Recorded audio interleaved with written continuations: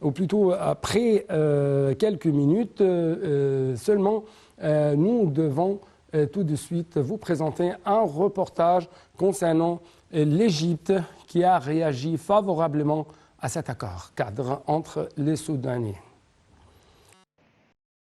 L'Égypte a la signature de l'accord cadre politique sur la période de transition au Soudan. Cet accord constitue une étape importante et cruciale pour établir les principes liés aux structures de gouvernance au Soudan, si l'Égypte apprend en communiqué public dit par le ministère des Affaires étrangères. L'Égypte a exprimé son plein soutien à cet accord ainsi que sa disposition à la coopération avec les diverses parties soudanaises dans leurs efforts visant à atteindre un accord définitif réalisant les aspirations du peuple soudanais frère et renforçant le rôle du Soudan dans le soutien à la paix et à la stabilité dans la région et dans le continent africain. L'Égypte souhaite que cet accord marque le début d'une nouvelle phase de stabilité et de progrès dans le cadre historique entre les deux pays. À cette occasion, l'Égypte a appelé la communauté internationale à soutenir pleinement le Soudan afin de lui permettre de traverser avec succès la période de transition et de desservir les intérêts du peuple soudanais.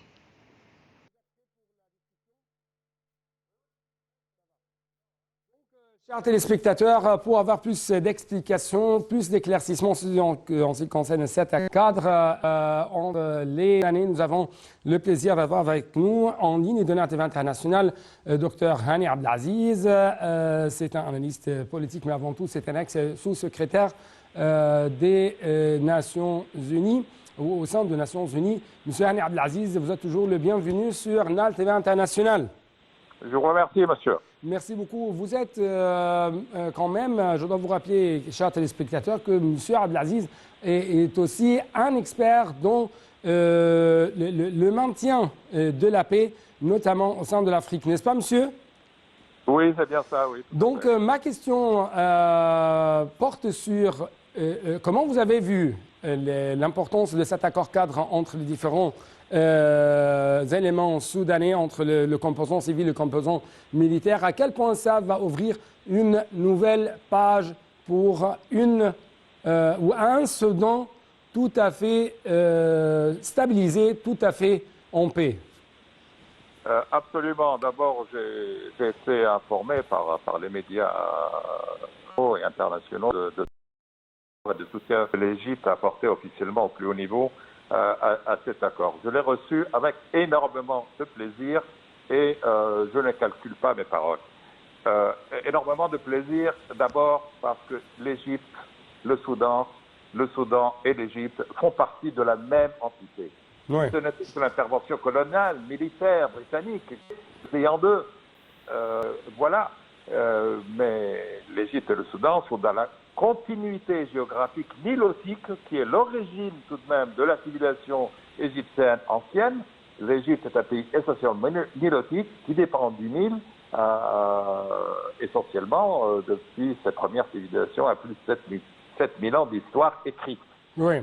Donc c'est avec énormément de plaisir que je vois le Soudan s'engager à nouveau. C'est pas un pays frère, le Soudan. C'est pas et l'Égypte n'est pas un pays frère du Soudan seulement. C'est le même pays, c'est la même race. Je ne me sens au Soudan. Je me sens chez moi à 100%. Je ne choisis pas ni mes paroles. Et donc voir la sérénité, le calme, la paix, la stabilité à long terme revenir au Soudan, bien sûr, c'est une excellente nouvelle. Surtout que, bien sûr, le Soudan est la frontière sud de l'Égypte, c'est une frontière très importante qu'il faut contrôler conjointement avec le Soudan. Oui. Selon vous, selon votre lecture, quels sont les avantages, ou quels sont les privilèges, ou quelles sont les remarques que vous avez retenues concernant cet accord cadre entre les différents éléments politiques et militaires du Soudan? Regardez, je ne l'ai jamais cochu, je ne l'ai jamais caché. Un panafricain solide, déterminé. L'Égypte revient depuis quelques années, une dizaine d'années, disons, dans le giron de sa situation géographique, que je répète, nilotique, ses racines nilotiques. N'oubliez pas que 50% des pharaons étaient des pharaons noirs, il ne faut pas l'oublier. Les liens entre... Bien sûr, il y a eu après la dimension géographique est-ouest jusqu'à l'océan Indien, du Maroc, Mauritanie, jusqu'en Irak, le Koweït, etc. L'un ne contredit pas l'autre, mais les racines anciennes de l'Égypte sont le Nil, sont nilotiques.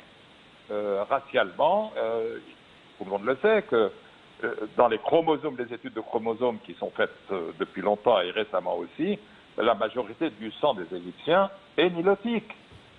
La dimension, c'est que l'Égyptien a ses racines sans nier ses relations actuelles dans le monde horizontal, donc la région du Moyen-Orient et arabe surtout. Donc il n'y a pas de contradiction. Mais cela va prendre beaucoup d'efforts. Hein, et de coopération avec les pays de l'Afrique du Nord, les pays africains subsahariens, etc. Et bien sûr, il y a une compétition énorme qui se fait dans ce domaine. Ça pourrait aussi aider, je pense, cet accord-là. Ça pourrait beaucoup aider, je l'espère, en tous les cas, pour éventuellement aider à un accord concernant le barrage de la Renaissance en Éthiopie, parce que les négociations sont totalement bloquées actuellement, hein, et que peut-être un niveau régime politique stable au Soudan permettrait d'avancer. Mais, il y a toujours des mais. Il faut faire attention. Comme on dit en anglais, evil is in the details, c'est-à-dire le diable est dans les détails. Oui. Maintenant, cet accord, comment il va être appliqué, et cela, j'espère, je compte beaucoup sur l'intervention du chef de l'État égyptien, à aider, à faciliter l'application de ces, après tout, des accords cadres. Et là, l'Égypte continuera à jouer son rôle de facilitateur si les parties soudanaises le veulent et le demandent. Et j'espère que cela va se faire et que les bons offices du chef de l'État égyptien, le président et ses proches collaborateurs.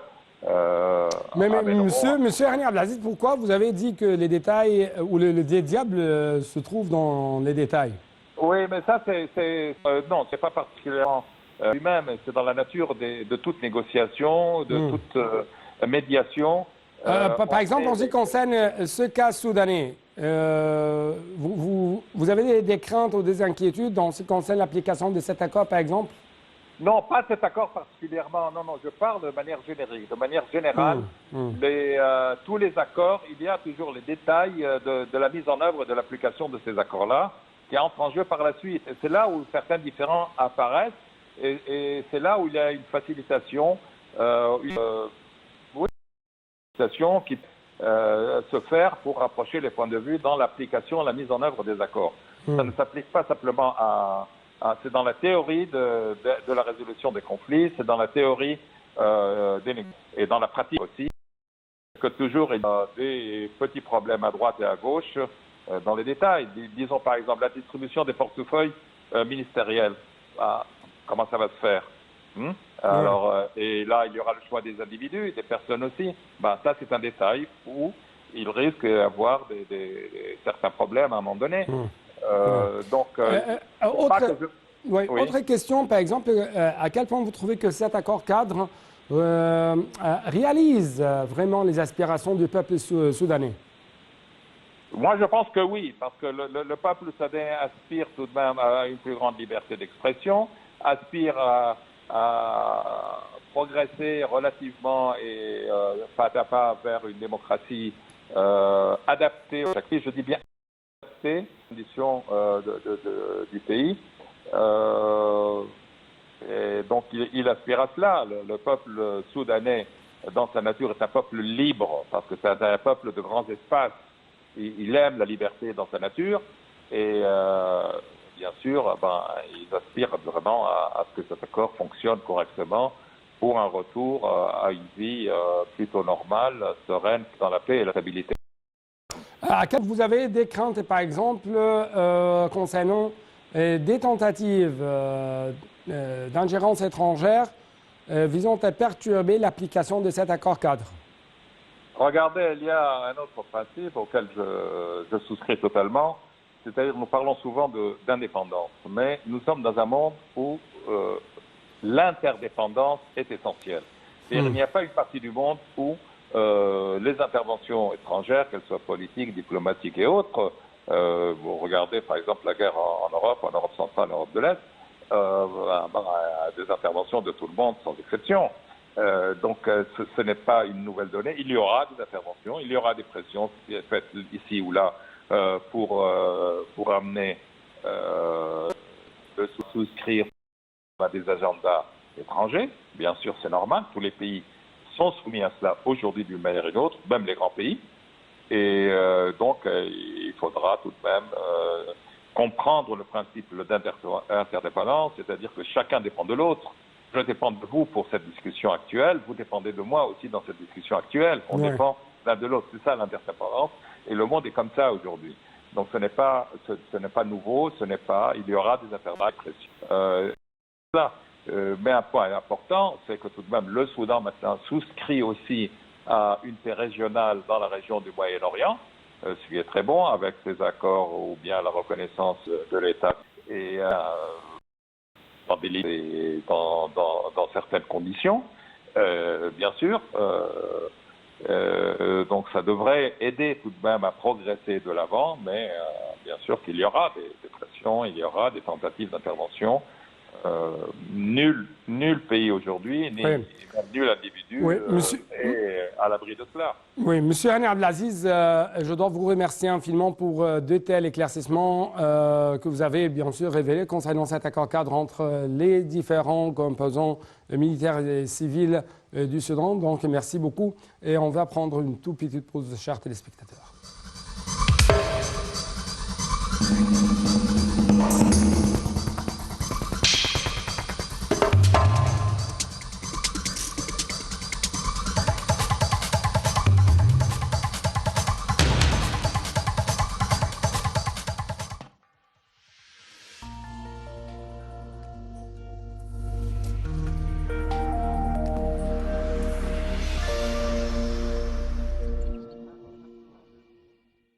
الله أكبر الله أكبر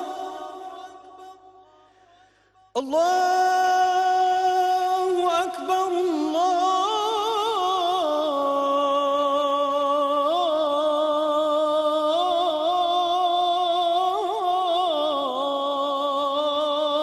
الله أكبر أشهد أن لا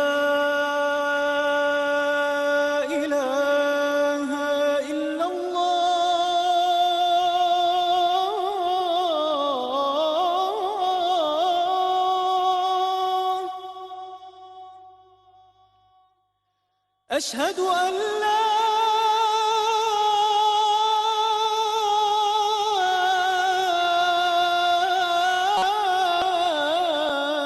إله إلا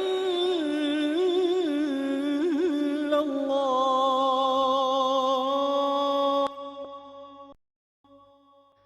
أشهد أن محمدًا رسول الله. L'Égypte accorde une attention particulière au lancement de nouvelles initiatives au cours du reste de sa présidence au marché commun de l'Afrique orientale et australe en collaboration avec le secrétariat général du COMESA, selon le ministre du Commerce et de l'Industrie Ahmed Samir, lors de sa présidence d'une série de rencontres intensives de la 43e réunion du Conseil ministériel du COMESA dans la capitale zambienne, Lusaka, avec la participation de plusieurs responsables et ministres des États membres. Des entretiens ont été tenus, entre autres, avec la vice-présidente zambienne Mutal Nalmango, invitée d'honneur la secrétaire générale Chelsea Kapwepe, le ministre zambien du Commerce et de l'Industrie Chipoka Molenga, ainsi qu'avec d'autres ministres des États membres du COMESA. L'entretien avec la vice-présidente zambienne a porté sur l'attention accordée par l'Égypte pour soutenir la coopération économique avec la partie zambienne et encourager les relations commerciales entre les deux pays compte tenu des avantages offerts par l'accord du COMESA. C'est ce qu'a indiqué M. Samir. L'Égypte et la Zambie entretiennent des relations distinguées fondées sur la volonté des deux parties de développer les rapports conjoints dans divers domaines, en particulier les liens commerciaux et d'investissement, a-t-il ajouté. Donc enfin, chers téléspectateurs, nous devons clôturer cette édition par ce reportage qui va vous révéler comment l'Égypte a essayé d'investir dans le domaine des énergies renouvelables pendant presque 10 ans, à partir de 2010 et jusqu'au 2020. Dans le prochain reportage, vous allez trouver que l'Égypte était l'un des plus grands producteurs d'énergie renouvelable en Afrique depuis 2010.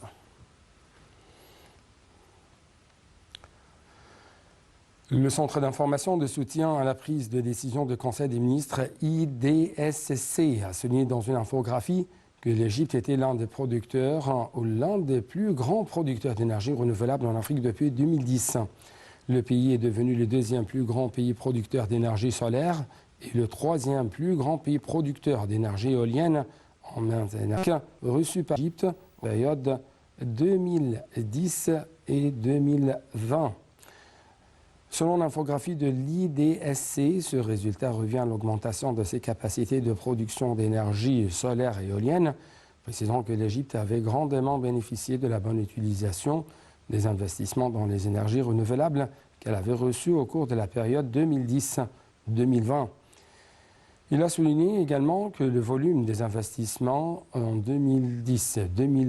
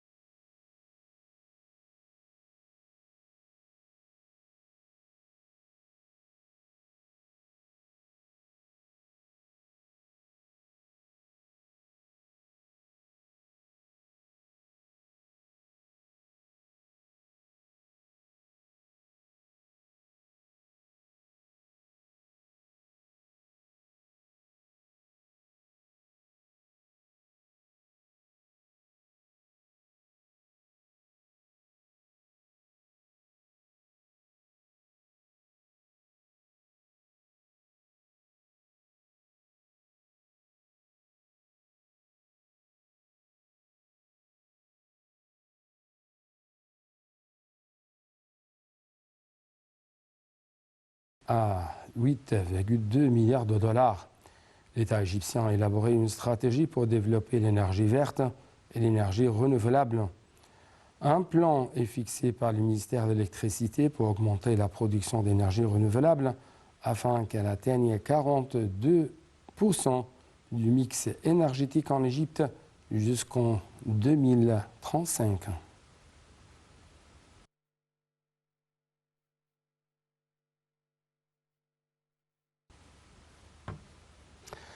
Donc, avant de vous quitter, chers téléspectateurs, nous devons présenter toutes nos félicitations au peuple marocain frère parce que l'équipe nationale du Maroc a pu accéder justement au presque quart de finale. C'est bien sûr une victoire considérée comme pour la première fois au niveau arabe et quatrième fois au niveau africain dans le monde de foot. Bien sûr, les Marocains ont pu battre, après une séance de tir au but, les Espagnols. Mais justement, nous devons vous souligner que la joie a envahi tout le monde arabe, notamment en Égypte, car pour nous, pour les Égyptiens, c'est un accomplissement tout à fait distingué de la part de nos frères marocains, arabes ou africains, bien sûr. Donc, avec cette dernière information, nous devons clôturer cette édition et il ne me reste que vous dire merci et à la prochaine.